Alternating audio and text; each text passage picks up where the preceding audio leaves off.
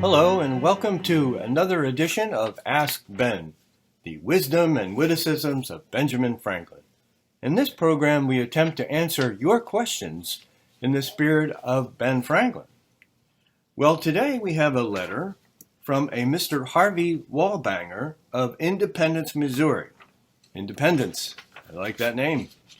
Mr. Wallbanger writes, Dear Ben, as a famous author and printer, why didn't you write the Declaration of Independence yourself? Well, Mr. Wallbanger, as we approach that sacred holiday, Independence Day, celebrated traditionally on July 4th, that's a very good question and timely. You see, at the Second Continental Congress in Philadelphia, I was appointed to the Committee of Five, tasked with drafting the Declaration. Now, the committee, as I recall, was made up of John Adams, Thomas Jefferson, Robert Livingston, Roger Sherman, and yours truly, some of the best writers and thinkers in Congress. I do say so myself.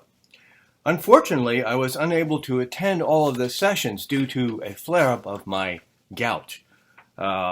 Anyway, because of that, and because we knew that Jefferson, young Tom Jefferson, was such a good writer, we palmed that job, the first draft, or we palmed that off onto Jefferson.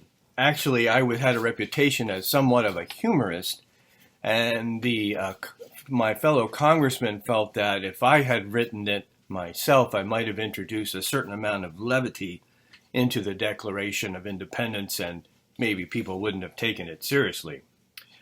Be that as it may, I made a few small edits to Jefferson's work and, fine-tuned it. But overall, Tom did a pretty good job, and I know good copy when I see it.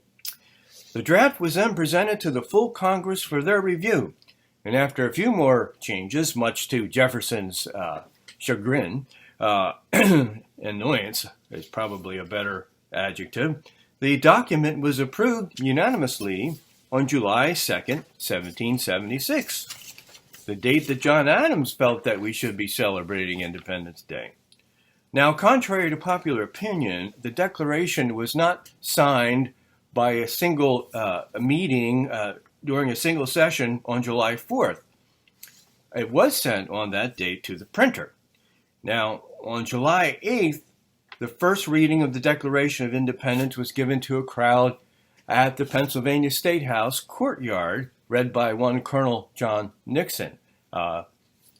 Pennsylvania State House, soon to be known as Independence Hall. Then on August 2nd, most of the delegates affixed, not all, but most of the delegates affixed their signatures to the declarations. Now, as you know, John Hancock's signature was first and the biggest, and legend has it that Hancock signed his name in very large letters, supposedly so that old King George III would be able to read it, see his name at the top of the list, Hancock's name, without having to don his spectacles. Now, that is pure legend. Hancock's name was first, of course, because he was president of the Continental Congress, and it just so happens that he signed all of his documents that way. Hancock just happened to have very large handwriting. So it was, as I remember it, on August 2nd, 1776, that we officially declared our freedom from Great Britain. Huzzah!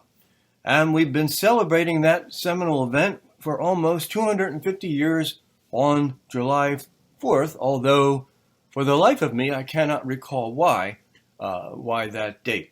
Now, some of the delegates felt that by signing the Declaration of Independence, they were signing their own death warrants.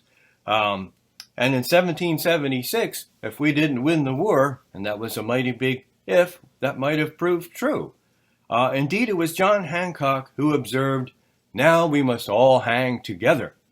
To which I replied, "Yes, we must all indeed hang together, or most assuredly we shall all hang separately." Well, we have time for another letter, and I have one here. This one is from a Mrs. Mildred Pennypacker of Detroit, Michigan.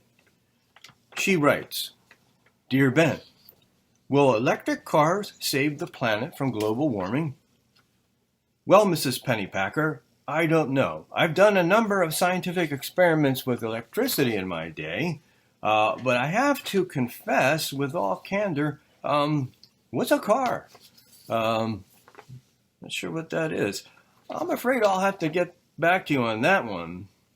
As far as global warming is concerned, I'm not familiar with that particular phrase, but I can tell you this, it's been my observation that cutting and clearing land of the forest absorbs heat and melts snow quicker.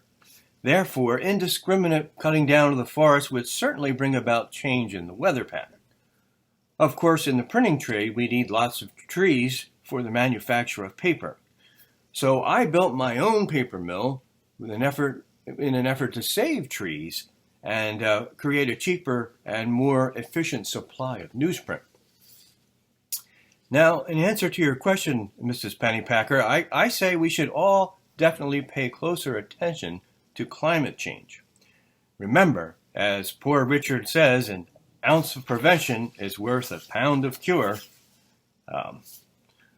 Well, thank you for your question, Mrs. Pennypacker. Now, if you have a question you'd like to ask Ben, please write or email me at bcarlton@gcls.org.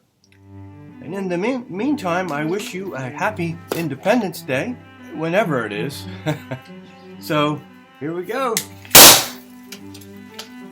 Oh, huzzah! Confound it, there's confetti everywhere. See you next time on Ask Ben. Bye for now.